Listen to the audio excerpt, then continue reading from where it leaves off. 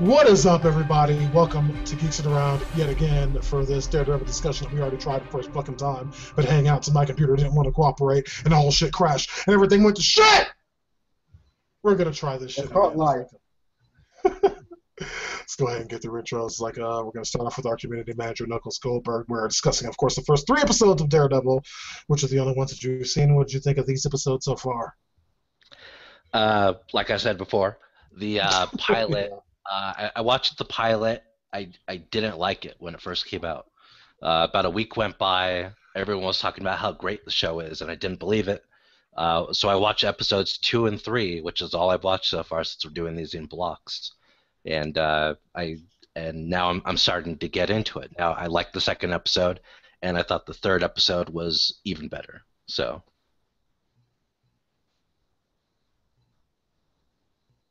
No, don't tell me we lost them again. Cool. Next on the totem pole is Isaiah Mullins. I don't know if I can. I don't know if I can explain myself a third time. Go on, Isaiah. Okay. Isaiah. I'm starting to give up. Hey, now hang in there. But to me, folks, the 3 episodes from Daredevil, I loved it. I loved the pilot. It was so many great character developments. The world of Hell's Kitchen is alive and well, more so than, say, Gotham, because Hell's Kitchen is its own character. It's like the main arc itself. And I love that. I love that a lot. And pretty much Daredevil, he's that character who knows he can kill you, but he doesn't want to be that character who can kill you. Yeah, agreed. And last and most certainly not least, Lurad, what'd you think? I loved it, and I have to say, Netflix is kind of starting to spoil me with the aspect of being able to watch all my seasons within the first 2 days. Yeah, that I kind of have to agree. Is like this first season of Daredevil, I blew it out in the first weekend it was released. It's like I could not wait to watch this. Yeah, same here, because I watched that shit. I sit there every time they release a new show. Oh, I'm not going to sit here and fucking watch damn near 13 hours of straight television, but yet I can't walk away. Yeah, it's like, the cool thing about the Netflix shows, like, when they release things in general, is like, particularly as it refers to Daredevil, it's pretty much a 13-hour movie. Yeah, agreed, and that's why, in my opinion, they can take certain liberties. They can kind of be slow to build things up, because the Netflix way of watching shows is that everybody just kind of tends to binge watch all of it in the course of a few days or so. Right. So whereas in most other network television shows, or in any other television shows that aren't Netflix, you have one episode and then you have a week until you can see the next episode, and so on and so forth. But with Netflix, it's like you have so much of it right there that you don't have to do things like cliffhangers at the end of shows and whatnot, because the next episode is 2 seconds away. Right, and also I have to ask this question. It's very important too. When you guys are watching me, DeAno, and Lou, when you guys were binge watching, did you guys feel that it was pretty much going really fast, like the show itself? Because it didn't feel like, wow, time's flying by that fast. Because when you watch Daredevil itself, it doesn't make you feel like you're just going through a long episode. It makes you feel like, oh, wait, this is a good episode. Then 5 minutes in, like, wait, it's over already? It just makes you feel like it's over already. Unlike other Netflix shows, and I'm going to be very brief with this one too. Like how you got the new House of Cards, it was just felt like a drag to watch every single episode. So it's Orange and New Black. It was just a big old drag. But when I come to see Daredevil, it's not a drag. Every episode is like is compact with good shit, and it has a fucking arc too, a main end game, which other shows don't have.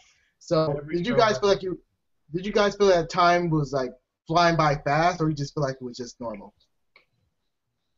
To answer your question, all the shows that you mentioned, I could sit back and watch them with no problem, and it's like a normal day. I hate to have to pause to go make something to eat. It's the only time that I felt like it would drag. But other than that, you just get immense. I love it where you're watching it and literally, like DeAno says, 2 seconds later you're starting the next episode. So the story just continues to flow perfectly. You don't have that gap where you're like, oh shit, what had happened again? Damn, I gotta revisit that damn episode to remember what happened. Yeah, Right. yeah, agreed. It's like, I mean, more to your point, Isaiah, is like, no, I never really felt that. It's like, what exactly you're depicting. Because I think any show is like, I mean, even going back and say like, the first season rather of Agents of Shield, which I think anybody could admit was a little bit listless up until the events of Captain America: The Winter Soldier sort of prepared things forward. But even that is like I can go back and see the arc throughout. I was like, where I think you're coming from is being able to see everything at once. You kind of understand the grand scope of what they were going for in Daredevil, whereas in most other shows it would be more protracted over a series of months, or I mean even a year, if say like Agents of Shield normally does, or most shows normally do, they go on long hiatuses at midway through it. With Daredevil, we don't have that. It's like we have all these episodes straight at once, so you have more of a sense of the overall arc because you're essentially watching all of this at the same time. Right, but what is one big factor behind it all? Because it's a short season compared to like Agent of Shield and Arrow, where they're all 22 episodes long. Here it's just like it's 13 episodes, bada bing, bada boom. So does that play a big factor between long seasons and short seasons? Well, even a half season is spread of like Agents of Shield is spread over like what 2.5 weeks. months. Yeah. It's spread out between 11 weeks. Yeah, and I don't know about you, Isaiah. After these 13 episodes of Daredevil, I honestly could have used the back 9 just because it was so fucking good. It was like that was one of the things that's one of the reasons why it took me so long, because I think most of you, except for Knuckles, finished the season long before I did. Because the closer I got to the end, the slower that I was watching them, because I knew how irritated that I would get when I was finally on episode 113 of Daredevil, and I was watching it, and it was awesome, and then after I finished watching it, there'd be no more. I was dreading that so much. Yeah. That I delayed it as much as I could. Honestly, when I watched the season finale, I was like, oh, fuck. I want season 2 right now. I don't want to wait 3 more years to get season 2. I hope with the popularity of this one show, Netflix decides to say, you know what, guys, take a month or 2 off. We're going to send you back to work because we want season 2 to premiere a lot sooner than later. But that's what works in its favor, though. That's what works in its favor because we were all dreading the day, like, oh, 13 episodes, oh, God, what we're going to do. But I think that's the biggest charm behind it all. Because since Daredevil was 13 episodes long and it had really good characteristics and everything else behind it, we want to see more. So with the next episode, with the next shows like Jessica Jones, Iron Fist, and Luke Cage, that actually makes the Marvel's Netflix more stronger and more actually entertaining, if you think it like that. See, that's the only show I'm really not looking forward to. Really? What? I Jessica Jones? I don't know Jessica Jones's lore and history.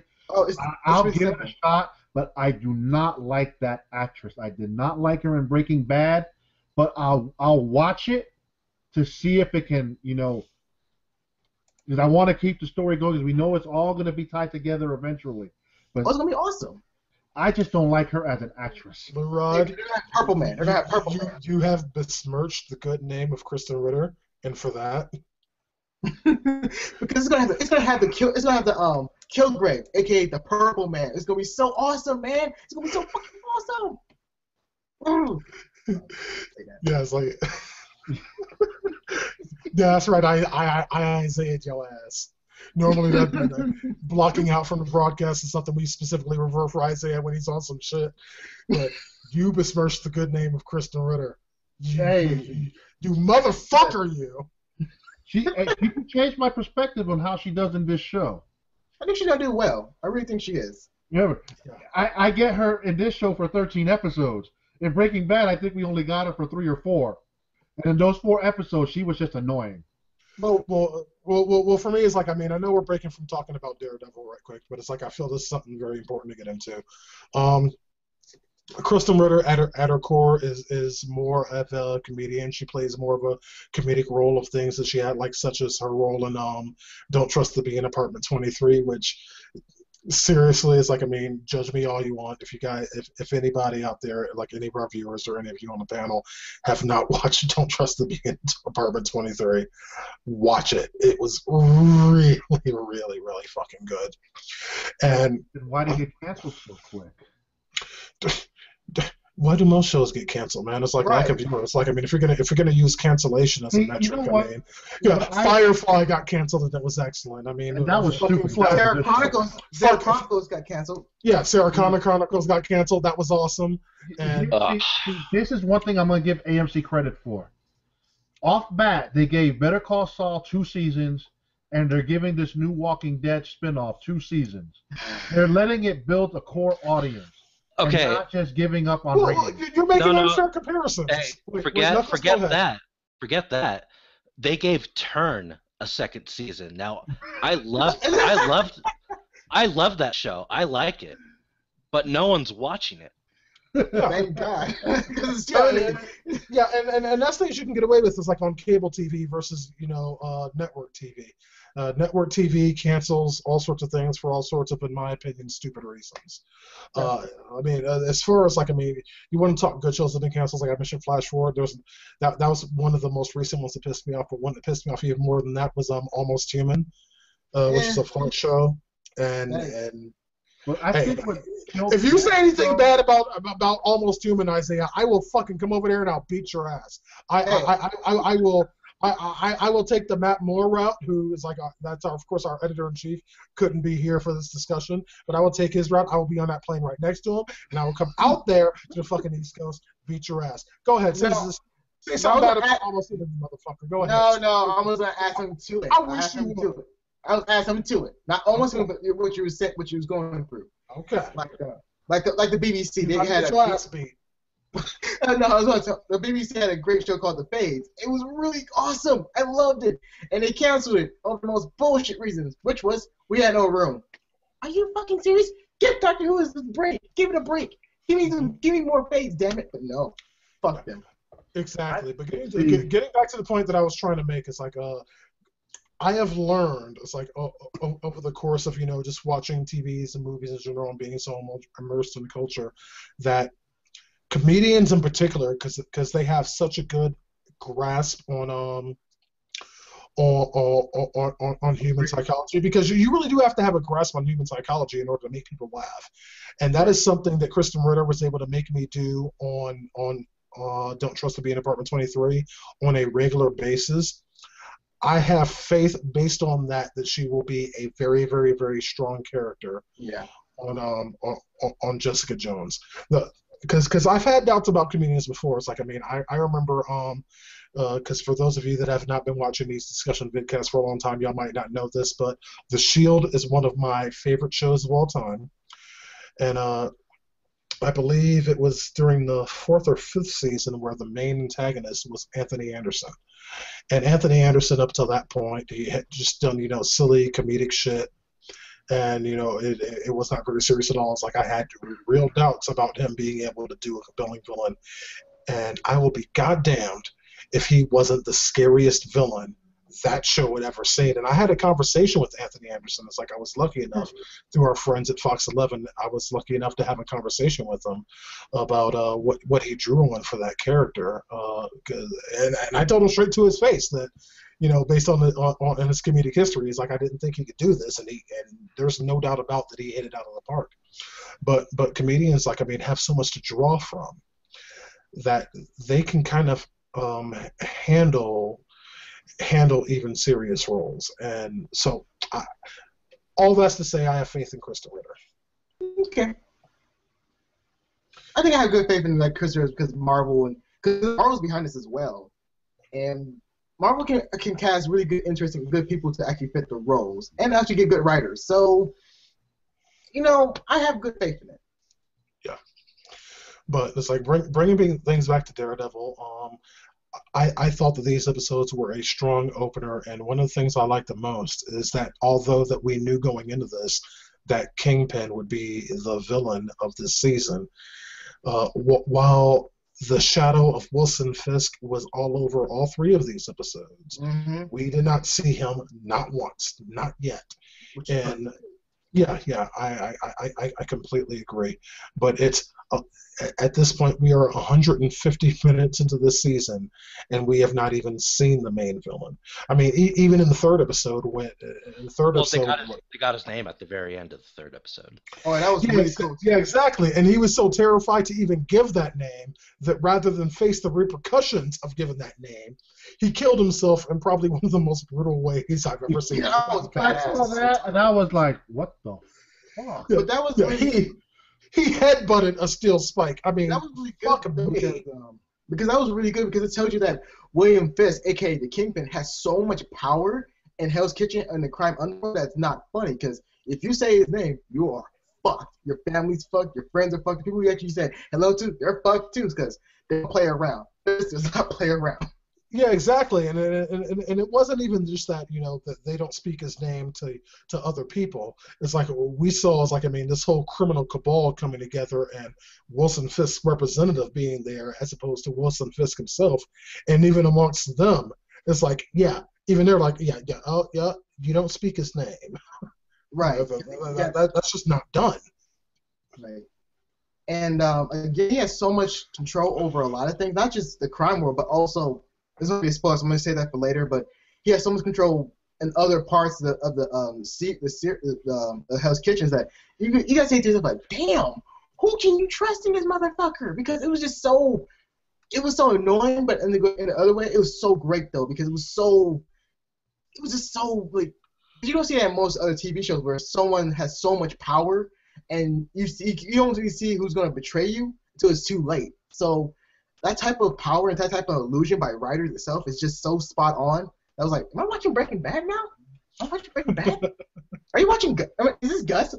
Is Gus in the show? Because it was just like that.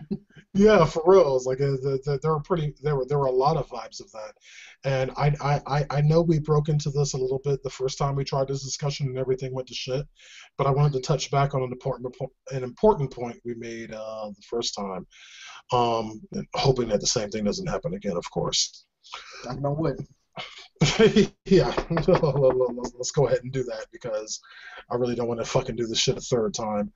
But on geeksandaround.com, it's like we have something called the GotR Convocation, where we draw upon everybody's thoughts. It's like not only ours, but your viewers and your readers as well, trying to get your opinions on things. And we did one for Daredevil episode 1, just for the first episode. And while the majority of the reviews were glowing on this, there was a couple of standouts. One, of course, being our editor-in-chief, Matt Moore, who unfortunately couldn't be here for this discussion. But another one who actually is here for this discussion, our community manager, Knuckles Goldberg. And we are very much hitting on the same shit we did before. And I apologize about that, Knuckles, but I wanted to get your thoughts on why did you think the first episode of Daredevil wasn't up to snuff for you? Yeah, in the first episode, like I mentioned before, it didn't click with me. I didn't like it.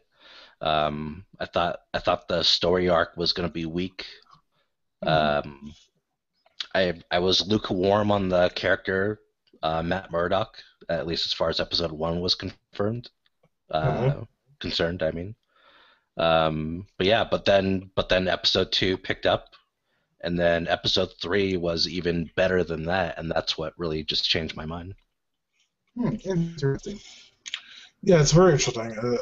Because I actually really enjoyed the first episode. It was like even when I watched it by myself, because when we did the GotR Convocation, I was watching it as like of course because I'm me, I stayed up until midnight. I could not fucking wait to watch Daredevil.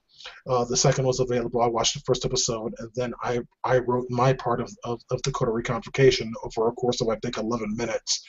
I wrote my part before I went back to watching it because it was just so good. But right. I really liked how the first episode really focused on Matt and Foggy, who, other than Daredevil himself, is like, I love me some Foggy. Given how dark this show is, having that little bit of comic relief, and it's like I don't want to take anything away from Foggy by referring to his comic relief. Foggy is comic relief because he is a very, very strong character in his own right, but he brings a bit of levity into what is very much a dark and gritty, and I cannot overemphasize that enough. Dark and gritty world. It is. It's very dark. Oh yeah, but and I really like the fact that that this first episode was kind of bringing our core team together. We were introduced, of course, to Matt Murdock and Foggy Nelson, and their first case, of course, had to do with Karen Page, and they got her out of a sticky situation, and she joined the team, as it were. And it was very much about just setting the tone and bringing our core protagonists of this show together. I thought it was very well done. I love the stuff that they did with how our introduction to Daredevil was and how our introduction to everyone was. Like, I mean, because obviously you viewers out there know, it's like, I mean, if you're watching this show, you understand that we're watching a Daredevil show that is happening before Daredevil is Daredevil. It's like, I mean, at this point, he's just a guy in a mask. And I love the way that they're doing that. I love the way that they relied on Frank Miller's work. Of course, Frank Miller also doing the excellent, the Dark Knight Returns series. I'm gonna pretend like I didn't hear that. It's like, and I know I'm running on a bit, but it's like just the grittiness of this show, and that's something that's really hardcore to me. And I'm running on to something else, but we cannot have this conversation without discussing the ending of episode 2. Oh God! Oh my God! That was the most awesome 5 minutes of television I have ever seen in my entire fucking life. Same here. It was like a never ending of just badassery. Just, I mean, this is Daredevil fighting some hallway really scene, trained. Right. Oh yeah, he's fighting the hallway fight scene. Yeah. He's fighting some really trained Russian motherfuckers, and he's injured too, by the way. And he got some rope around his arm, around his hand. That's what made it good, because he was really struggling to finish them off. Yeah, but that was so badass. It was like, damn. Yeah, exactly. So, like, of course, in episode 2 is like we're talking about Cutman at this point. Just the ending of that as a injured, barely holding it together, exhausted Matt Murdock is trying to save this child from the Russian terrorists. I mean, I think that long after, even after all 5 seasons of these Netflix MCU shows are out, all the way to Defenders, the thing that people will still be talking about is this fight scene. I mean, everything from the fight scene itself to the cinematography, which is fucking brilliant. No camera cut at all from the moment this scene started. It's like, I mean, just 5 minutes of just straight up action, and the thing I loved about this so much is that it encompassed Daredevil, because Daredevil, I mean, he has all these things. I mean, he's blind, but he has all these senses and his sixth sense and blah blah blah blah blah. But the thing that I really like the fact that this show has put forward and just really really emphasized is the fact that above everything else, Matt Murdock is just a normal guy. I mean, right. He's no Hulk. Bullets don't fly off his chest. He hasn't undergone, some sort of super serum fucking shit, and has all these powers. He's not a millionaire and built himself an iron suit. He's just a guy. I mean, even as far as the other general MCU is concerned, I mean, you have characters like Black Widow that can face an entire Chitauri invasion without so much as getting her hair messed up. But Hawkeye as well.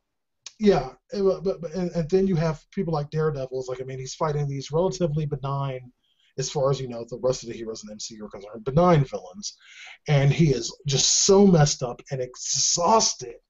But the thing about Matt Murdock, and this is always something that's rung through to the comics, and it's like, I grew up on this shit, is that Matt Murdock just won't fucking quit. I don't care what you do to this motherfucker. He has no quit in him, and no scene in not only these 3 episodes, but in the entire series encompass this so much as this one nonstop 5-minute bit of film. Yes. it was beautiful. It's like, I mean, Isaiah, I was like, I know you got a lot to say about the scene. It's like, I'm gonna stop burning my mouth. You go ahead and talk about this scene. I mean, this scene again. I've seen a lot of fight scenes in my past times, but this here just put all those other fight scenes to shame because the thing about the thing about Daredevil and Matt was, I mean, DeAno was right about how Daredevil never gives up. He never gives up because that boy, he was gonna get sold either way to the Russian or he's gonna get killed. So Matt knew that already because he knew his Hell's Kitchen is it's just an unforgiving place. So he wants to be that hope. With that hope, the hope never gives up. And oh my God, you don't really see the whole fight scene when he goes in that room. You just hear like a lot of assholes getting whipped on, and you see a guy goes in the door, and the other guy comes to try to help, and then Matt Murdock does a fucking microwave at him. That's like cracking up so hard. It's like, damn. Of all the shit to take out of the fight, it's like, I mean, the motherfucker took a microwave to the head. I mean, that's just goddamn. It's like, I mean, from the beginnings of that scene itself, it's like when Daredevil's just outside the door and he's leaning against the door and he's tired and he knows that he's exhausted and he knows he's about to be put through the shit like nothing he's ever experienced before. And he's just kind of taking a moment before he gets into this. I mean, you really feel for him. It's like, I mean, because after everything else he's been through, after seeing him, struggle to even stand up, you know how hard this is for him. And he has that instant there when he's leaning against that door before any of the Russians realize he's there. He has that chance, It's like, I mean, he can walk away from this. Yeah, he can. He can leave. And as far as he's concerned, no harm done to him. But he has that moment. He rests up a bit, and then he rushes in there. And from then on, it's not just he's whooping the ass of everyone. There's times during the fight where he's laying on the ground or he's leaning against a wall, just trying to catch his breath and trying to recover a little bit before. I mean, it was such a fucking good fight scene. Yeah, because up until this point, my favorite fight scene in anything ever was the hallway fight scene in Old Boy. Because and that's when I watched this scene. It's like that's what I kind of drew comparisons to. And obviously, I'm talking about the original. The original, not that other bullshit. Yeah, it's like, I mean, Spike Lee, you can fuck yourself. Okay, it's like, I mean, I don't give a fuck. Josh Brolin, you're still okay with me. You're still okay. Yeah. Josh, I mean, you cool. This shit ain't your fault. But it's like the original Old Boy. It's like, I mean, that hallway fight scene. Brutal. It was absolutely brutal and absolutely well, this Daredevil fight scene was reminiscent for me of that, and of course things like the Raid. Right. And the Raid is, I mean, if you've been paying attention to GeeksAround.com, we actually posted up an interview. IGN's Eric Goldman did an awesome interview with Stephen DeKnight, who is of course a show. Daredevil. And they went over this in detail, so you guys should definitely check that out at GeeksAround.com. It's about a half-hour interview. It is absolutely worth watching for anybody who is a fan of the show. Mm-hmm. And they very clearly took inspiration from the Raid, but this fight scene is like, and there were other fight scenes that was like, I mean, better as fight scenes, but this episode not only was a good fight scene, but it was really, really encompassing of who Daredevil is as a character. Right. Because you saw him getting hurt. It's like, I mean, he's not winning all the time. He's down on his back and he's pinned against a wall, and he needs a moment to catch himself, because at the end of the day, despite all of his training and his abilities, he's just a normal guy. It's like, I mean, he gets cut, he bleeds, he bruises, he hurts, but he just fucking doesn't give up. Yeah, and also his powers do play a big factor. He can tell when someone's about to pull the trigger of a gun, and he knows that, like, before they even pull the trigger, like, oh shit, better do something quick, because the whole hallway scene, those guys try to pull out their guns, and they fail miserably, because since he has sixth sense, he just knows pretty much everything. Well, not knows everything, but he knows, because there's vibrations in the air, the molecules, and everything else behind it. It's like, yeah, he better do something very quick, because Matt Murdock has to think on his feet very quick. And like, we forgot to mention this too, because before the hallway scene, the opening scene of episode 2, Matt Murdock already got his ass whooped, because they lured him out. They lured him out because they kidnapped that boy, and they knew him so well, because these villains are not stupid. They are smart. They know how to get him. They know how to trick him. Because again, all you see with other shows, you don't see a lot of good smart villains. These villains are smart. They're not just like running around stupid thugs. No, they're smart thugs who can get Daredevil out of his comfort zone, get to their own playfield. So this was the whole point where I love the hallway scene, because these are smart people. They're not just like going there like, oh, you're gonna jump. No, we're gonna do something really counterproductive that he doesn't think of. So he has to be really smart on his end and make sure he knows what the fuck they're doing 10 steps ahead of time. So he gets what the whole point behind the whole scene. He has to know every single step, every person's punches, kicks, everything else behind it, because his life is on the line. He can't die, so he'll be screwed. Oh yeah, definitely. It's like I'm kind of laughing here. It's like, I mean, because most is like, I mean, this has been like me and Isaiah going forth. It's like, I mean, we do have two other people on this panel. Well, you know what the hall scene fight reminded me of is a good pro wrestling match versus a bad pro wrestling match. No, that's absolutely true, because you have some wrestlers. You have some wrestlers who really know how to sell an injury, and even when they end up winning, they're still selling that injury. Whereas you have other people like John Cena, for example. He gets beat up for 20 minutes. He just gets the shit kicked out of him for 20 minutes, and then fucking goes into Superman mode and wins. And fuck that.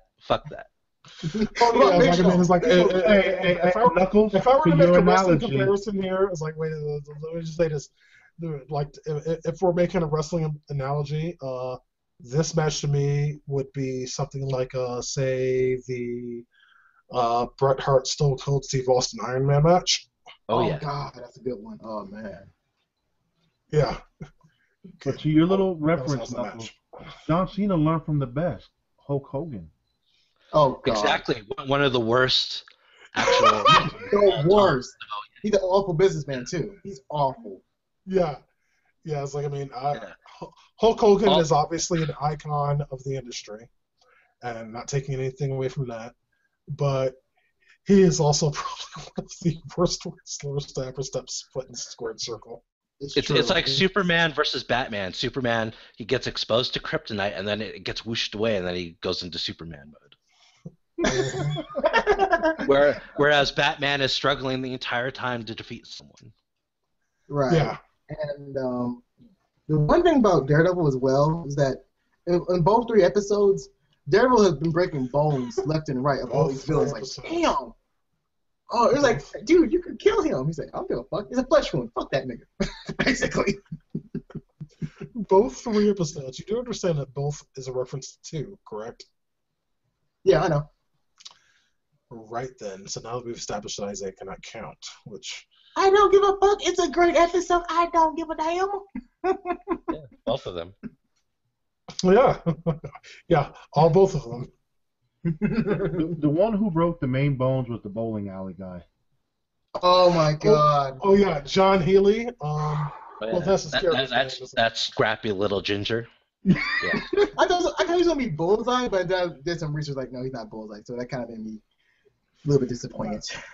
Oh man, it's like when that scene first started, and he was just asking to get a game, and then it's like the motherfucker. I just wanted to bowl. Right, he's trying to bowl. Apparently, he wanted to bowl really, really fucking badly. And yeah, I just wanted to throw some balls. I eventually did see the ass kick coming, but not until like the second or third time where he told him to go away. Well, I was like, you're doing better than me. It's like I did not see the ass kicking coming until the ass kicking began. Same like, here. Like, all of a sudden, the 2 henchmen were on the ground, and I was sitting there like, I'm hitting the rewind button. It's like, what the fuck did I just miss? Oh my God.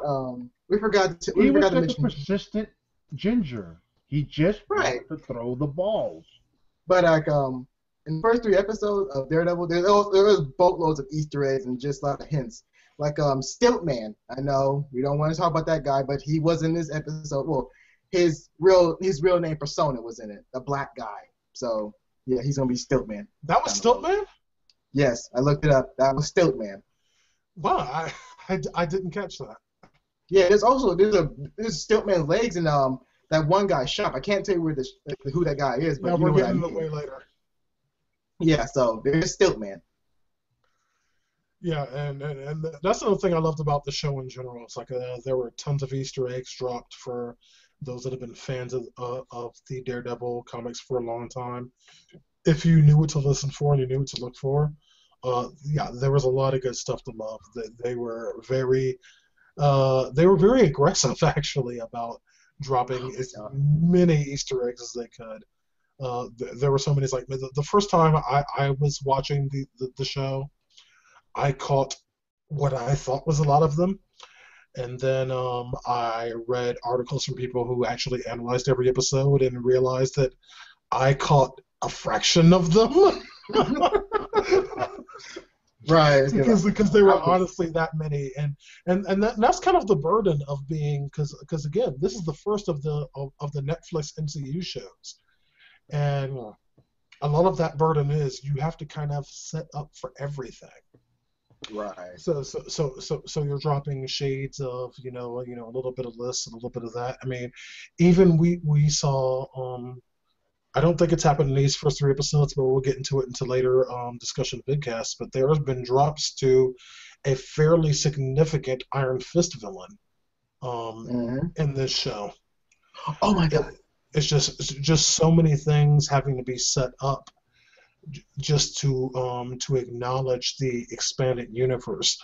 I think that they did a great job of not only responding to the expanded universe that is to come, but addressing the universe that's come before it. Because the entire reason, and this, I do believe this was set up in these first 3 episodes. Someone correct me if I'm wrong, but I do believe that the entire reason that this whole takeover, this whole criminal enterprise is possible, is largely because of the Chitauri invasion that happened in the Avengers. Was that part yet? No, it put like this. It was part of that, but it's also because of superheroes themselves in general. Because superheroes jump off of buildings, they make more money off of it because due to a lot of, they might destroy something or this and that. It's just more money behind the big wigs, the big cats. Okay, but his point was, if the New York invasion didn't take place, then they wouldn't have been doing what they were doing. Are you sure about that? Because remember Iron Man. Yeah, no, it's like they clearly stated, sure. We're making all this money now because of what just happened in New York a few years back. That's where this show is set to the present day. They're using the events of the Avengers to set up the events now going forward in Hell's Kitchen, where all those ladies and gentlemen that collectively got in that one scene, they were all a part of something big. Right. They all wanted money on the mind. But what about main reason was from that. What about the Hulk though? Because remember, Incredible Hulk, he destroyed a shit ton of things in New York. So. Oh yeah, it's like that was Harlem, and there's actually an Easter egg in the show. I'm not quite sure if it happened in these first 3 episodes. No, it did. It happened. But if you viewers haven't seen all of the show yet, when Ben Urich is eventually introduced later on in the season, and you see his office, pay attention to what's hanging on the wall behind him, because not only is there a mention of the Chitauri invasion happening in Avengers, but there is a significant reference to the Hulk kind of, how did Banner put it in the Avengers? He broke Harlem. Right. And that is mentioned. That is acknowledged here.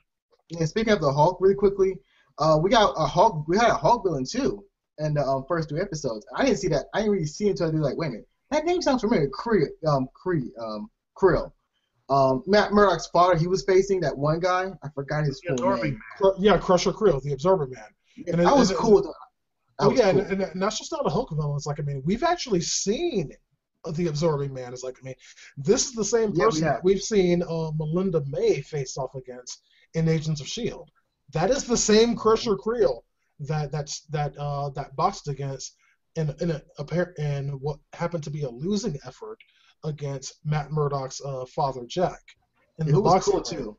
That is the exact same creel, and I think that was a really cool way to kind of to early on tie in what we're seeing on this Netflix series into what's happening in the rest of the MCU.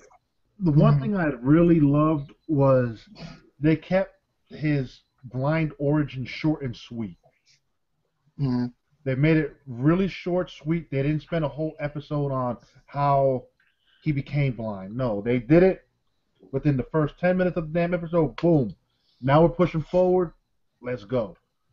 That's one thing I love about the way they just took off with this season. Mm-hmm. We didn't need all this backstory bullshit. Right, and then his father was really cool too. I really loved the actor playing the father, and he was very supportive for Matt when he got blind. It was like, wow, that's a really good character. That's a really good father. He wasn't judgment. He's doing all he's getting beat up and bruised for his son to get more money for his son. So that was so good that when his demise happened, I was actually sad. Like, damn, I'm actually really sad over here.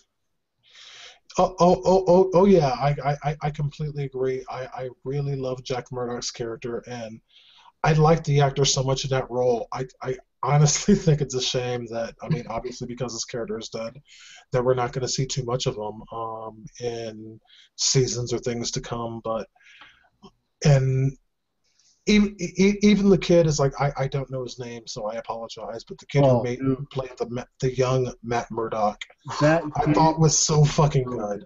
It was great, way better than Carl. Yeah, and that's something I have to really speak to. Is like, I mean, because the cool thing about watching the entire series of this at once, for everybody here that's not named Knuckles Goldberg, you should probably get on that fucking Knuckles. Is that you truly kind of understand and grasp all the things that these actors brought to this thing. Charlie Cox as Matt Murdock, I wasn't really sure about, mainly because I was completely unfamiliar with his work previous to this, and after seeing all of this, I'm sold. Deborah Ann Wall playing Karen Page. Of course, I knew Deborah Ann Wall from True Blood.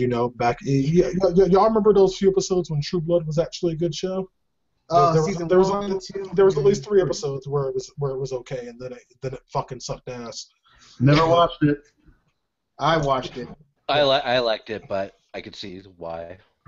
I'm sorry, I can't stand all this vampire bullshit. She was when it got past all the gay stuff and the other stuff, it was all right. I will freely admit that it's like, I mean, after a certain point, it's like, and I'm sorry, but I'm a guy, so it's like, I apologize if this comes off as chauvinistic, but I kind of continued watching the show because I liked seeing Deborah Ann Wall in various stages of undress.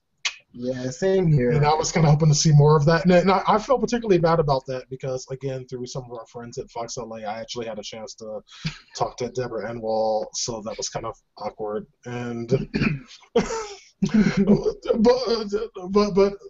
it is what it is. The fact is, like, I mean, she is a strong actress, and I really like the fact that she is a part of this show. Now, one actress that we have not mentioned yet is Rosario Dawson, who played a significant role in the second episode of this as she has not been referred to this as yet, but I'm just going to call her Night Nurse because that's what she is. She is just a Night Nurse. Yeah. And I thought that it was interesting that she was even in Daredevil because Night Nurse is really not primarily a Daredevil. She's not really in that universe as much. She's not relevant, really. Well, it's not that she's not relevant. It's that it's more that traditionally this isn't where she is. So what they did was introduce her character in Daredevil, and we'll probably see her wherever she's supposed to be. Exactly.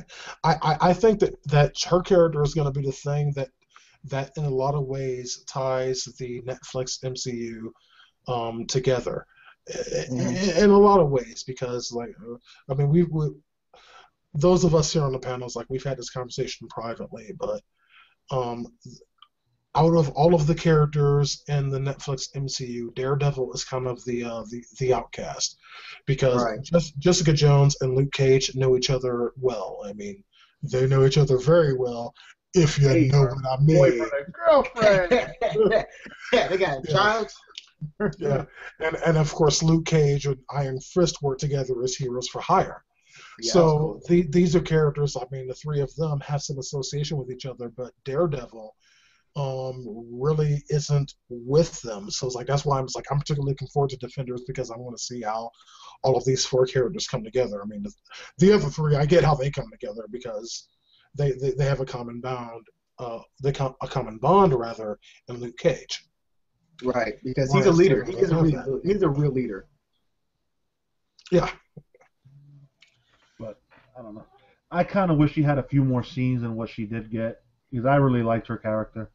I did too. Yeah. Yeah. So did I. And I think it's interesting that in these 3 episodes they seem to be kind of building up Night Nurse's a love interest for Matt Murdock. We're getting ahead of ourselves, though. I know, but it's like just in this episode alone, it's like that's what it seemed to be building up to, and of course that's interesting because as comic book readers know, Karen Page is one of the more significant love interests that Matt Murdock has had. Is like, I mean, seriously, I mean, Matt Murdock has love interests all over the fucking place. I mean, they can draw from everyone. They love them some blind man. Hey, he's just like Captain America. He always gets them without telling people. Yeah, pretty much. Now, since Daredevil was a hit, and I'm pretty sure now Marvel is in negotiations with Daredevil, what other character would you like them to bring into this world?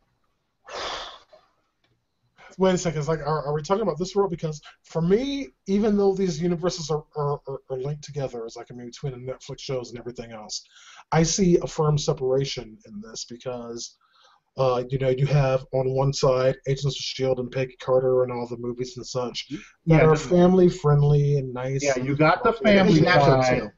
And then I'm not referring to that family side. I want, out of the next few dark and gritty characters, who would you want to see on the small screen next?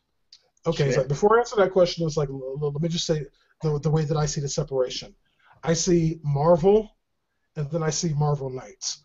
Now, it's like, I mean, any comic book reader knows that Marvel Knights is like, I mean, for comic books, it's the darker, grittier side. It's still tied into everything else, but this is where all the hardcore shit happens. Yeah, right.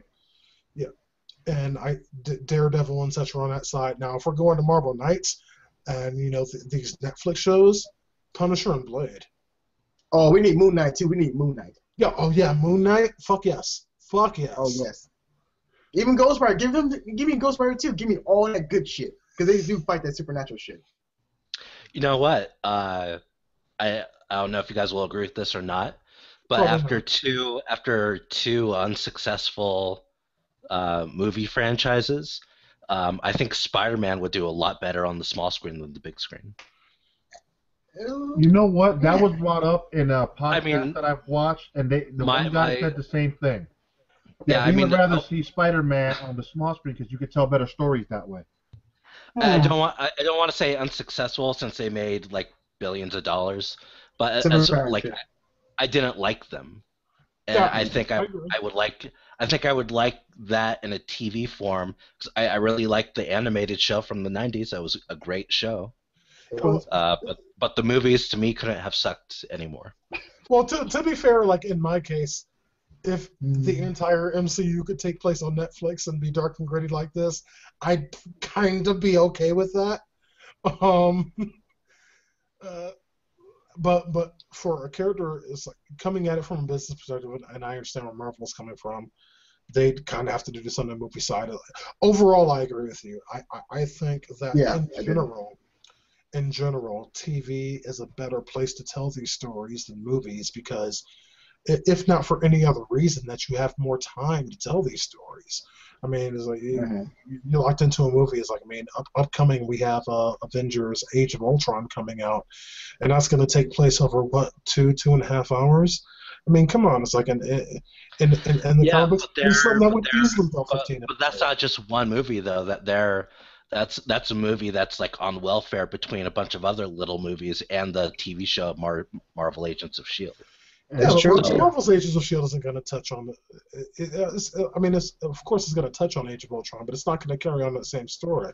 It's like Well, for a that's a real singular Shield. story arc, like even so much as going off vastly into the future, we have like at the end of this decade, we have the Infinity War Wars. going on, and even spread off over 2 movies for what the Infinity War encompass in the comics. That's honestly not enough time to do the story justice. It's like I'm interested in seeing what they do with it, and I'm sure they'll do it justice with what they can. But in all honesty, this is something that, like a full 22 season TV show, like 22 straight hours. Yeah, you can probably do it in that. Yeah. But past that, I don't know. Well, Hey, bring everything to Netflix. I don't care. well, this is the Exactly. thing behind it. I'd be okay with that. Bring everything to Netflix. Yeah, have everything to be Netflix original series. The entire MCU become a Netflix original series. I would be absolutely okay with that. It wouldn't happen. Honestly, I think they're going that route with the success of this show. They're going to bring more of the darker, grittier, like you said, Marvel Knights characters, and put them on the Netflix side, where you can keep some of the lighthearted people and maybe do on ABC and in the movies. Mm-hmm. Yeah. You know, Right. remember Disney prides Is, itself on being family friendly. So you can keep all the family friendly characters like Thor and all them push cakes and Isaiah term on the big screen. And give us the characters like Punisher, Daredevil, Luke, Fist. How about wow? Really? You're gonna say Luke Fist. Are you serious? Luke Oh, Fist. Jesus, that's worse than me. That's worse than Whedon. Luke, Lord. comma Fist. Yeah. That's Well, terrible. Luke Cage. You could say Cage and Iron Fist or the Hey, Iron. look at it called the Luke- bastard no, no. Johnny Cage. Luke Fist. Wow, Luke Fist. That's just classic, homie. That's classic. Yes, Jessica it is. Devil. Pretty much. She's just Jessica. Hey, David now. Jones. She's Jessica Jones, man. Say it Luke correctly. Jones. Ghost she's Rider really needs too bad. redemption. Jessica Ryder. There you go. No, That could Knight work. Rider. Wait, There you whoa, go. wait a second. That sounds like a porn star name. Never mind. Hey, that's a good thing. What's so bad about that? But To me, Ghost Rider needs redemption. he, I don't know. I like just Ghost don't. Rider 1, but Ghost Rider 2 was... You like one? I ain't even waste time seeing that shit, dude. I got the I saw direct- that shit. I got the director's edition where you got everything in the movie. But So I enjoyed. The story was actually better that way. but it's still shit. Okay, Johnny, so no, go ahead. I'm sorry. No. I was gonna say really quickly, since DeAno since you was talking about Infinity War, I understand what you're saying too. It could have been like a long seasonal episode, but you gotta think like this. Yeah, we're gonna have big fallout fight with Thanos, and it can't be in the show because I know you're trying to say it won't do justice, but for Thanos, you need to be on that big scale. Thanos is no joke. So for Infinity War, it's gonna be really, really cool, and also at the same time, very, very much. It's gonna be very nervousing because those type of shows that have two-parters, they sometimes do end well or don't end well because people kind of get like, why can't you just watch 2 instead of 1? So I'm very nervous about that. But you do realize that the movie's going to film back to back. So the movie's actually filming all in one sequence, and No, they're did going that to have too. to Matrix. pick. They're going to pick where they're going to cut the movie off. The movie's shooting all as one big block. Yeah, but you know, Matrix did that too. Well, that's what happened. The Matrix was garbage. True, it was garbage, but they filmed back to back. Be fair. The first Matrix movie was awesome, and then Yeah, it was. the second Honestly, movie had cool fight All scenes. bullshit aside, on the Matrix thing, I like 2 better than I like the other 3. The other 2. What? No, I don't know 1 was why I better. like 2. I don't know what was about 2 that I liked. I didn't care for the first one, and the third one was just like, what the fuck was this crap? One They're trying was to compete with Lord of the Rings. Wait, it's like, what was that, David? Knuckles, whatever your name is. what? I thought one was the only good part of the Matrix. Same here. I think 1 was the best movie.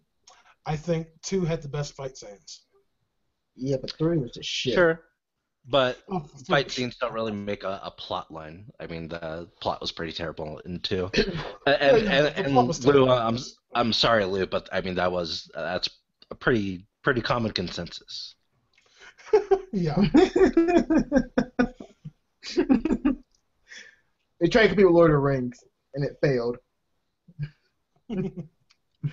All right. So does anyone else have anything they want to bring up about these first 3 episodes before we wrap things up?